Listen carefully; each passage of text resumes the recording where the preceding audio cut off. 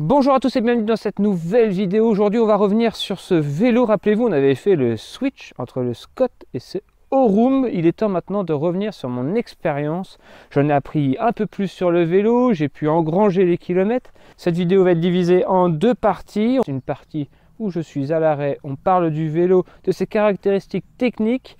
Et ensuite, on se donne rendez-vous sur la route pour débriefer sur son comportement et ce que donnent ses caractéristiques techniques et bien sûr la route. Allez, on se retrouve juste après le petit générique pour découvrir la fiche technique de ce vélo. Let's go!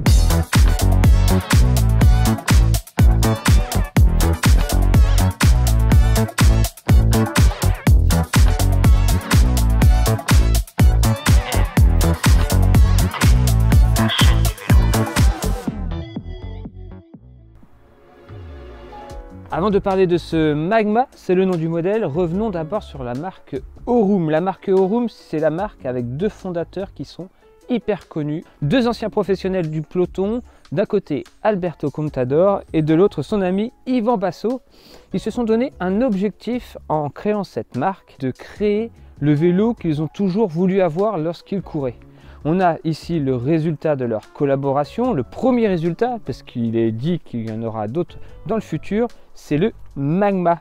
La marque Aurum, je me suis longtemps posé la question de ce que ça voulait dire et en quelle langue. C'est du latin et ça signifie or. Bon bah ça colle très bien au personnage qu'est Alberto Contador, qui a gagné pas mal de choses et qui a souvent remporté finalement la médaille d'or, la première place. Donc voilà pour l'historique de la marque Aurum. C'est une marque assez jeune, hein. Ce vélo il a dû sortir l'année dernière. Vous allez très vite comprendre que la philosophie de ce vélo, c'est la performance. C'est un vrai vélo de course. Oui, un vélo de course, c'est comme ça qu'on appelle tous les vélos de route en général. Mais ici c'est vraiment un vélo fait pour faire la course et pouvoir finalement être ultra polyvalent. Et on le disait tout à l'heure, c'est le vélo que Alberto Contador aurait toujours voulu avoir lorsqu'il était dans le peloton pro. Donc autant vous dire qu'on va être sur un vélo qui va envoyer. Avant de parler caractéristiques techniques, vous aimez que l'on parle prix. Alors parlons prix. Alors ici, un seul cadre est disponible. Je vais commencer par le prix du kit cadre et comme ça vous allez comprendre le prix des vélos montés et ça va moins vous choquer. Le kit cadre Aurum Magma, 4000 €. Bon voilà, ça c'est posé. Donc dès qu'on va commencer à y rajouter des périphériques, tout de suite le prix va très vite monter. Ici, entre les mains, j'ai le vélo premier prix de chez Aurum, tout monté. Le premier prix à 7500 €. Voilà, ça c'est dit. En sachant que Alberto Contador connaît les bons périphériques et c'est ce qu'il y a de mieux en termes de roues, etc. Donc leur plus haut de gamme, il va être équipé de roues Lightweight et il va coûter la modique somme de plus de 10 000 €. Bref, c'est des prix très chers, je vous l'accorde. Mais bon, revenons au vélo. Donc ici, on a un vélo qui est, je trouve, à contre-courant de ce qui se fait actuellement un peu sur le marché. En fait, Alberto Contador, il le dit dans son speech, et Ivan Basso, ils n'ont pas voulu faire un vélo à la mode, mais ils ont voulu faire un vélo le plus ultime en fait de la route. C'est comme ça qu'ils décrivent leur Magma, c'est le vélo de course le plus ultime. Donc ils n'ont pas fait un vélo avec un cadre qui paraît hyper aéro. Ils n'ont pas fait un vélo avec le poids plume le plus plume. Vous voyez, ils ont vraiment trouvé à chaque fois le meilleur compromis dans tous les domaines pour une seule chose, et bien l'efficacité. Ce que j'aime beaucoup avec la marque Aurum et ce Magma, c'est qu'il a un côté un petit peu vélo, vous voyez les tarmacs de l'époque, à celle-ci, etc. Des vrais vélos de course qui étaient vraiment taillés pour la performance, mais avec toute la modernité qu'offre maintenant l'industrie du vélo.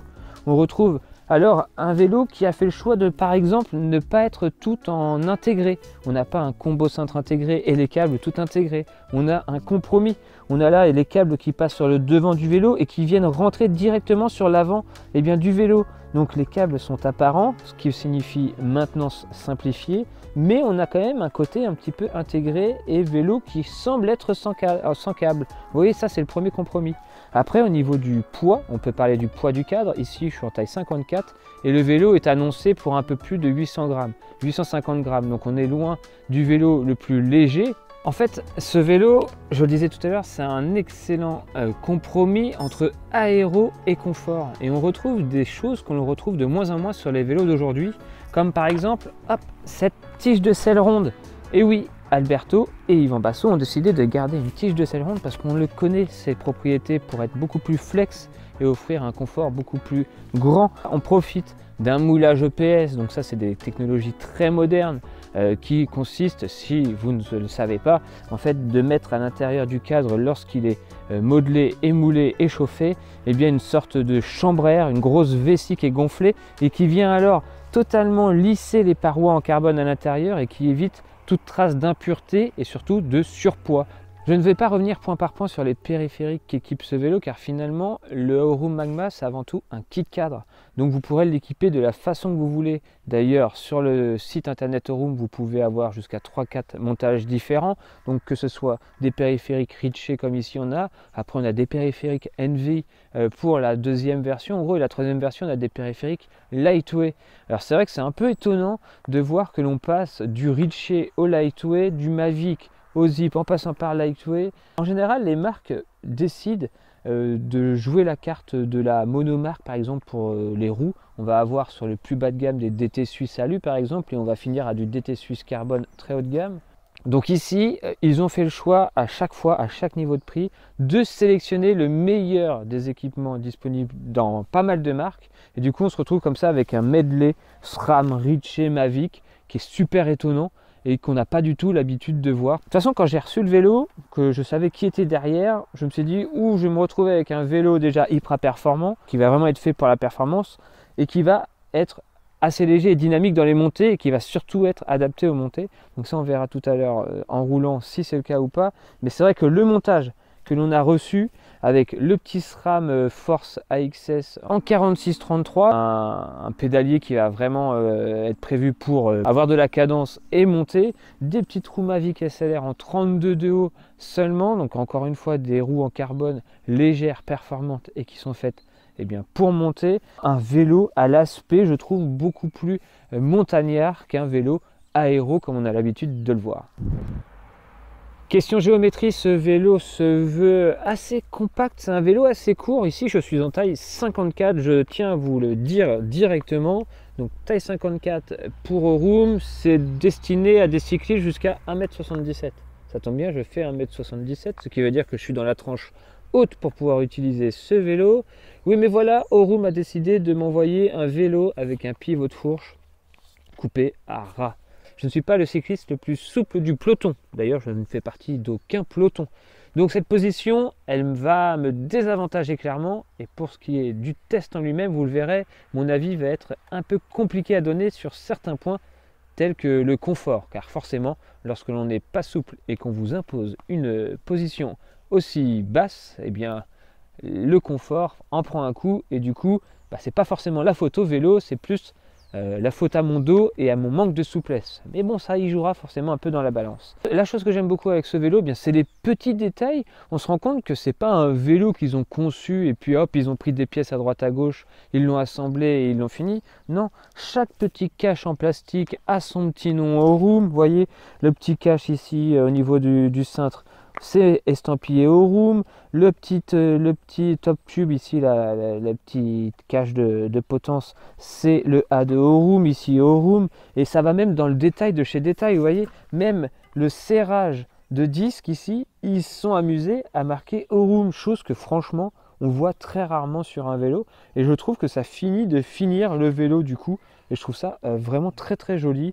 D'ailleurs, que l'on aime ou pas ce vélo, un point qui est sûr et certain, c'est qu'il est très très bien fini. La peinture est vraiment très très jolie. Et pourtant le bleu, je vous avouerai que c'est pas ma couleur préférée. Je peux pas dire que c'est moche parce que la peinture est vraiment très très jolie et très bien finie. Surtout quand il y a beaucoup de soleil, ça a des reflets vraiment très jolis.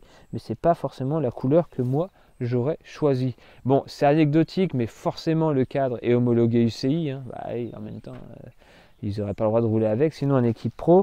Bref, le vélo a tout ce qu'il faut pour pouvoir être performant sur la route. Et c'est ce que l'on va pouvoir vérifier en prenant la direction de la route. Allez, deuxième partie, on roule. C'est ce que j'ai fait maintenant depuis plusieurs semaines avec ce Magma. Vous le savez, mes trajets, c'est le week-end, les grosses sorties, et en semaine, les petites sorties du type vélo taf, sortie dynamique, tout temps. Donc ça permet vraiment de se faire un avis sur différents types d'utilisation. Bon, je vais pas revenir sur l'aspect je suis positionné très bas sur l'avant et au bout de 50 km j'ai mal au dos. Ça, c'est mon manque de souplesse et c'est le fait que ce fameux pivot de fourche soit coupé à ras. Bon bah voilà, il va falloir que je me mette un peu à la muscu. Je le disais tout à l'heure, on a reçu ce Magma dans une configuration qui était vraiment faite pour enchaîner les bosses et surtout pour être le plus performant dans les bosses, et ça s'est vérifié sur le terrain. Sur le plat, là où d'habitude j'ai vraiment une aisance à tenir des hautes vitesses au train, j'étais un peu plus bridé avec ce Magma de par sa transmission.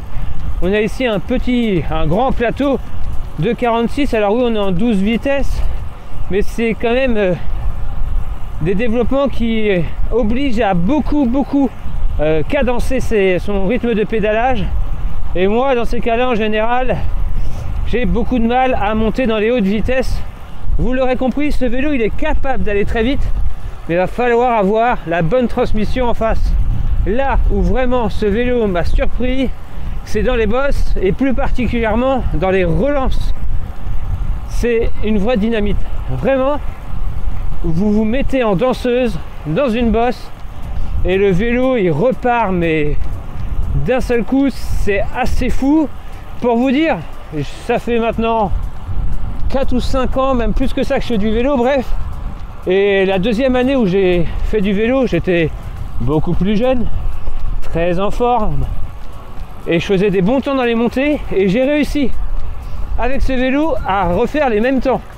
Donc avec 5-6 ans en plus, et on va dire un niveau de performance en bosse qui, malgré que j'essaie d'en enchaîner, se réduit de plus en plus. Donc vraiment, j'ai trouvé ce vélo très dynamique en bosse et surtout en danseuse. On appuie, on se met debout sur les pédales et bim, on peut taper des sprints en danseuse dans les côtes et vraiment avoir un vrai gap de vitesse. C'est vraiment très intéressant. Et j'ai envie de vous dire, je pense que c'est un vélo en effet que Alberto Contador doit beaucoup aimer dans les montées. Lorsqu'il se met en danseuse et qu'il démarre, ça doit vraiment être foudroyant. Alors moi c'est pas foudroyant, c'est juste une petite étincelle, vous voyez. Mais déjà ça fait déjà le job pour moi qui suis simple cycliste lambda. Donc j'imagine utiliser en compétition, ça peut être très intéressant. Alors est-ce pour autant le vélo ultime, comme le déclarent les deux fondateurs? J'en ai connu des vélos. Ça fait vieux briscard en disant ça. Non vraiment, j'ai beaucoup roulé avec beaucoup de vélos, et donc des vélos ultimes, racés, faits pour la compétition, j'en ai testé quelques-uns, et celui qui m'est resté en mémoire comme étant pour le moment l'un des vélos les plus ultimes que j'ai jamais utilisé, c'est le Merida Reacto, qui était d'une facilité dans tout type de terrain, et ce Magma n'arrive pas à le détrôner. Non, franchement non. En termes de confort, j'ai l'impression de revivre un peu ce que je vivais avec le... Enfin, c'est même pas confort, c'est état d'esprit. J'ai l'impression d'être un peu sur le Cipollini MCM, que vous avez beaucoup boudé en vidéo, et pourtant qui était aussi pour moi l'un des meilleurs vélos que j'ai pu tester, avec un excellent rapport rigidité-confort. C'est ce qu'a cherché à faire ici les deux anciens pros, et je pense qu'à ce niveau-là, ils ont vraiment réussi leur job. En fait, je ressens un vrai gros potentiel sur ce vélo. C'est juste une question de périphérique bien adapté à soi, à sa pratique, et surtout question de la bonne position sur le vélo. Et là vraiment vous pourrez profiter de l'expérience Aurum Magma à 200%. Donc écoutez, je sais pas qui peut s'acheter un vélo à 7500 €. Je sais que ça existe, sinon les vélos n'existeraient pas. C'est vrai que c'est très exotique hein, d'oser acheter un Aurum Magma alors qu'il y a des Spé, des Trek, j'en passe, des Lapierre, des Colnago, des marques finalement tellement implanté depuis des années dans le paysage, bah, j'ai envie de vous dire, voilà une alternative performante. Si jamais vous avez envie de vous démarquer de vos copains, que la couleur bleu glacial ou le full black vous plaît, bah, vous serez performant et en plus, vous serez différent sur les routes. C'est un choix. À vous de choisir. Vous l'aurez compris, nul doute sur le caractère compétitif et performant de ce Aurum Magma. Mais encore une fois, le vélo pourra totalement changer de comportement suivant le niveau d'équipement que vous choisirez. Du moins que votre portefeuille l'autorisera. Car oui, ce vélo est cher, très cher. Son positionnement haut de gamme le rend difficilement accessible. Alors heureusement, le plaisir des yeux existe encore et il est gratuit. Et pour tous ceux qui auront la possibilité de se le procurer, eh bien chance à vous et foncez, roulez, gagnez. Merci à tous d'avoir regardé cette vidéo, on se dit à très vite pour un prochain essai, flash ou pas, une prochaine découverte. Allez, à très bientôt, ciao, bye bye.